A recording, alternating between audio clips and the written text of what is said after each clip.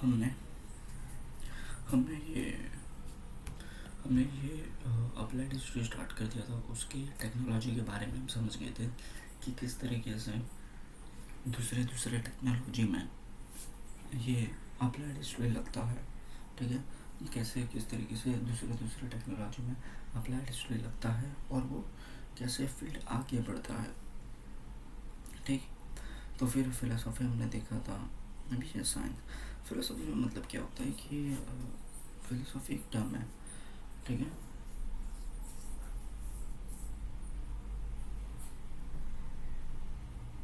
जैसे कि यहाँ पे अगर मैं बताऊँ, the history of philosophy helps in understanding the origin of various ideologies, the intellectual tradition giving rise to those ideologies, and their historical development. And philosophy needs a language as a medium to expression in order to understand the philosophical expression and knowledge. अभी देखो, जो जो देखो philosophy में history of philosophy को समझना सबसे main काम है, उसके आइडियोलॉजीज़ को समझना। फिलोसॉफी में जो आइडियोलॉजीज जो बनते हैं उसको समझने, और उसको समझने के लिए हमें लैंग्वेज की ज़रूरत है। जैसे कि समझूँ कि यूरोपियन टाइम, जब हिटलर का एक फ़िलोसॉफी था, सोक्रेट्स का एक फ़िलोसॉफी था, कार्ल मार्क्स का एक फ़िलोसॉफी था, गांधी जी का फ़िलोसॉफी था, और वो फ़िलोसॉफी को समझने के लिए हमें लैंग्वेज की ज़रूरत है, और वो लैंग्वेज समझना ज़रूरी है। जैसे महात्मा गांधी जी का फ़िलोसॉफी ये बोलता था कि हमें सत्याग्रह करना है, उस हिसाब से हमें इंडिपेंडेंट मिलेगा। ठीक है, और भगत सिंह का फ़िलोसॉफी ये था कि हमें मारना है, उस हिसाब से हमें ये मिलेगा। तो सबका अलग अलग फ़िलोसॉफी था। तो किसी इंसान की फ़िलोसॉफी को समझने के लिए हमें लैंग्वेज की ज़रूरत पड़ती है। ठीक है, और अभी science, the history of science helps in understanding the chronological order of scientific discoveries and invention and theories. देखो, जो हिस्ट्री ऑफ साइंस है ना, अभी साइंस की हिस्ट्री को समझेंगे तो हमें क्या क्या हेल्प करेगा। हमें इन्वेंशन और डिस्कवरी और थियरीज को समझने के लिए हमें हमें हेल्प करता है। And it can also help to understand the cause and effect, और उसके कॉज और इफेक्ट को भी समझने में हेल्प करता है। तो it is said that the need of the mother of invention, the scientific discoveries are often effects of human efforts to fulfil the need of curiosity, and this efforts based on already available scientific knowledge and knowledge of history. देखो, अभी जैसे कि जो भी discoveries और जो भी invention और जितना भी थियरीज हुआ है ये दुनिया में, साइंस, जो हिस्ट्री ऑफ साइंस है ना, हमें वो समझने में हेल्प करता है कि किस तरीके से हम मोबाइल तक आए, किस तरीके से हम ये लाइट किसने डिस्कवर किया, ये सब हमें पता चलता है क्रोनोलॉजिकल ऑर्डर में। ठीक है, और जो भी इन्वेंशन होता है ना, तो उसका नीड बहुत नीड मतलब एक मदर होता है। मतलब कोई से उसकी ज़रूरत पड़ेगी तब जाके वो इन्वेंट होगा ना, ऐसे ही बिना ज़रूरत के थोड़ी इन्वेंट हो सकता है। ठीक है, अभी technology, the history of technology helps in understanding the changes and their causes in the field of agriculture, production, commodity production, architecture, engineering etcetera. engineering etc. Scientific discoveries, invention and technological advancement are mutually dependent on each other. अभी देखो, history of technology हमें किस में help करता है।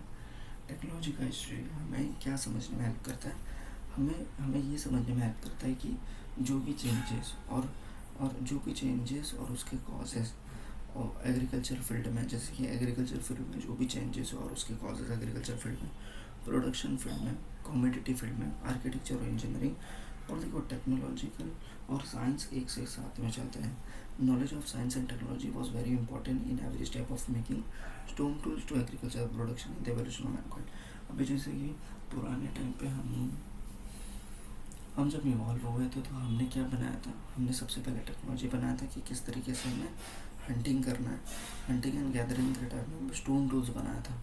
तो वो सबसे पहला टेक्नोलॉजी था।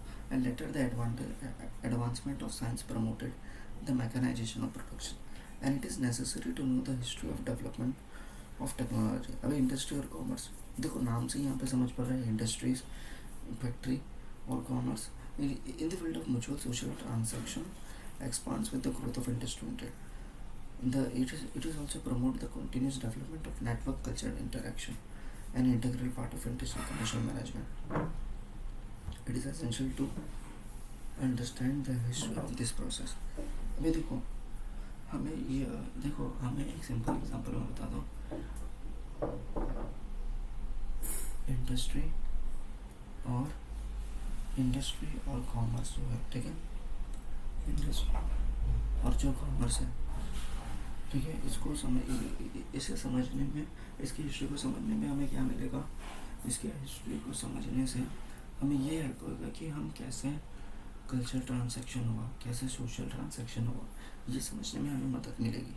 The nature of market and commerce continue change according to the nature of human relationship and social organisation has to continue to this change. ठीक है, फिर उसके बाद आते हैं मैनेजमेंट स्टडीज़. अभी जैसे कि ये कोई भी मैनेजमेंट स्टडी को समझना, in order to understand the various factors involved in the chain of production, such as the means of production, human resource, processes of production, human resource process, as well as the chain of market sales management. ठीक है, and it is essential to have a knowledge of similar functional system of the past. अभी कोई भी चीज़ को manage करना है, कोई भी फैक्ट्री में या जो भी, उसके ऐसे पास्ट के नॉलेज को समझना ज़रूरी, तब जाके आप मैनेज कर पाओगे ना.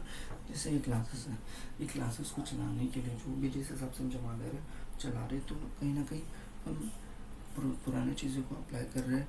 ठीक है, and it essential to understand the psychological character of people working at the various level. देखो मैनेजमेंट को समझना बहुत ज़रूरी है. इसके लिए हम जब देखेंगे, जब आप कितने में थे, 5th में थे, तो कोई इंपॉर्टेंट कैरेक्टर्स के बारे में बताया जाता था. शिवाजी के एडमिनिस्ट्रेशन, शिवाजी कैसे मैनेज करते थे, वो इसके लिए आपको बताया जाता था कि फ्यूचर में आप जब मैनेज करें तो उस तरीके से डिसीजन ले पाए. ठीक है, तो आर्ट्स क्या होता है, in order to understand the development of various arts form with the help of their style expression and emotional culture tradition. अभी आर्ट्स भी बहुत इंपॉर्टेंट है. The key expression of any art form, emotional temperament, development of. अभी देखो arts का क्या system है कि जो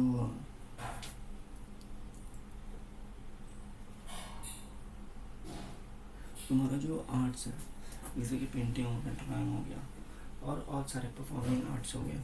ठीक है, मतलब जैसे कि डांस, ये सब सॉन्ग, ये सब आर्ट्स भी कहीं ना कहीं पास से जुड़ा हुआ है. वो हिस्ट्री को समझने को बहुत ज़रूरी है. अगर मैं humanities includes discipline like history, archaeology. देखो ह्यूमैनिटीज़ सबसे पहले समझना पड़ेगा, history, archaeology, practice, economics. To understand the history of the origin and development of this discipline essential part of the learning. all disciplines are supposed to have their original philosophy. ठीक है, ancient people speculate in order to understand the relation between universe and humanity. देखो humanities को समझना बहुत ज़रूरी है कि पुराने टाइम पे लोगों को क्या मेंटलिटी था ह्यूमैनिटीज़ को लेके, और अभी के टाइम पे क्या मेंटलिटीज़ है. तो ह्यूमैनिटीज़ को समझने के लिए अलग अलग सब्जेक्ट्स की हेल्प लेनी बहुत ज़रूरी पड़ती है. ठीक, और फिर आएगा applied history and are present. अभी सब लोग ये बोलते हैं कि हिस्ट्री का प्रैक्टिकल एप्लीकेशन का है, तो उसका प्रैक्टिकल एप्लीकेशन का आंसर एक सिंपल भाषा में हमें देना है, उसका है अप्लाइड हिस्ट्री. हम जिस तरीके से प्रिजर्व और जो भी हमें पुरानी चीज़ें मिले उसको प्रिजर्व और कंजर्व करेंगे, तब जाके वो अप्लाइड हिस्ट्री माना जाएगा. फिर उसके बाद है management of culture and natural heritage. अभी यहाँ पे हम ये देखेंगे कि किस तरीके से मैनेज हो रहा है कल्चर और नेचुरल. अभी कल्चर हेरिटेज को देखेंगे तो ये 2 टाइप के, टेंजिबल और इंटेंजिबल. टेंजिबल मतलब जो हम टच कर सकते हैं, जो हम फील कर सकते हैं. इंटेंजिबल मतलब जो नहीं टच कर सकते, जैसे कि बिल्डिंग्स हो गया, आर्टिक्राफ्ट्स हो गया, मैन्युस्क्रिप्ट हो गया, ये सब टेंजिबल है. और इंटेंजिबल मतलब ये होता है कि ओरल ट्रेडिशन, कस्टम्स, रिचुअल्स. ठीक है, ये सब इंटेंजिबल है, जो generation to generation pass on हो रहा है, जैसे मैनेज किया जा रहा है ना. आप लोग सेलिब्रेट फेस्टिवल करते हो, तो फिर ये भी एक प्रिजर्व हो गया ना. ये सब इस तरीके से हमें करना है. अब नेचुरल हेरिटेज में फौना, फ्लोरा और इकोलॉजी. ठीक है, फौना मतलब ये होता है कि एनिमल्स, फ्लोरा मतलब फ्लावर्स. अब इसको भी संभालना बहुत ज़रूरी है. तो एक सबसे बड़ा ऑर्गेनाइजेशन है यूनेस्को एक बहुत बड़ा ऑर्गेनाइजेशन है. इसने बोला कि जितनी भी जो हेरिटेज है, इसे मैं हेरिटेज करवाऊँगा और उसको मेंटेन करूँगा. तो ये सब हेरिटेज के कुछ नाम हैं. अभी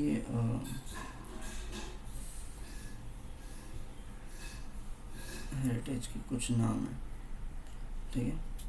अभी जैसे कि कल्चर और natural heritage management is one of the main aspects of applied history. देखो, सबसे मैनेजमेंट कल्चर और नेचुरल हेरिटेज को मैनेज करना सबसे मेन एक्सपेक्ट है अप्लाइड हिस्ट्री का। The work of conservation foreign रहता है, जो आर्कोलॉजिकल, जो ये जिसका भी काम है ना प्रिजर्वर कंजर्व करने का, वो आर्कोलॉजी सर्वे ऑफ इंडिया के अंडर में आता है, ठीक है, और इंटेक डिपार्टमेंट के अंदर में आता है, ठीक है। The work of conservation preservation culture and natural heritage requires participation of experts from various fields, ठीक है। मतलब बहुत सारे एक्सपर्ट्स ऑफ डिफरेंट फील्ड की ज़रूरत पड़ती है। अब इसके कुछ प्रिंसिपल हैं अप्लाइड हिस्ट्री के। अप्लाइड हिस्ट्री मतलब ऐसे ही आप कहाँ पे जाके गवर्नमेंट जाके उसको प्रोटेक्ट करने लग जाएगी, ठीक है। अगर प्रोटेक्ट करने लग जाएगी तो वहाँ के लोग हर्ट हो जाएंगे, ठीक है। तो उसका एक थीम है, और ये थीम के हिसाब से जाना पड़ता है। The operation necessary without causing any without change in the site वैसे का वैसे ही होना चाहिए, कोई चेंज नहीं। और लोकल स्ट्रक्चर, लोगों की साइकोलॉजी को समझना, प्रिकॉशन लेना बहुत जरूरी। और उसके कुछ एफिलेटेड प्रोफेशनल फील्ड है जिसमें आपको पता चलेगा, ठीक है। मेरे हिसाब से chapter is over, I think so. Okay, so thanks for listening me.